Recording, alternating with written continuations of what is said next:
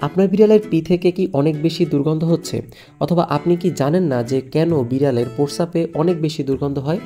যে সমস্ত প্রাণী সাধারণত মাংসাশী হয়ে থাকে তাদের প্রস্রাবে গন্ধ হয়ে থাকে। এছাড়াও কিছু বিড়াল রয়েছে যাদের নিউটার না করা হলে তারা বাড়ির বিভিন্ন জায়গায় প্রস্রাব করে এবং একটা গন্ধ তৈরি করে। কিন্তু যখন অতিরিক্ত পরিমাণ দুর্গন্ধ হবে তখন আমরা ধরে নেই বিড়াল পানি কম খাচ্ছে, এজন্য বিড়ালকে পর্যাপ্ত পানি খাওয়ান। আবার এমনও দেখা যায় যখন বিড়াল ক্যাট ফুড খায়, হঠাৎ করে সে যদি খুব বেশি পরিমাণ ক্যাট ফুড খাওয়া শুরু করে, অর্থাৎ তার প্রোটিন খাওয়ার প্রবণতা যদি হঠাৎ করে বেড়ে যায়, সেক্ষেত্রে আপনি অবশ্যই কিছুদিন তাকে হোমমেড খাবার দেওয়ার চেষ্টা করবেন। যদি সম্ভব হয় আপনার ক্যাট ফুড পরিবর্তনও করতে পারেন। এবং যখন দেখবেন তাকে পর্যাপ্ত পানি খাওয়ানো এবং তাকে কিছুদিন হোমমেড খাবার খাওয়ানোর পরে যদি তার প্রস্রাবের দুর্গন্ধ না কমে যায়, তখন ধরে নিতে হবে হয়তো আপনার বিড়ালের প্রস্রাবে কোনো ইনফেকশন রয়েছে।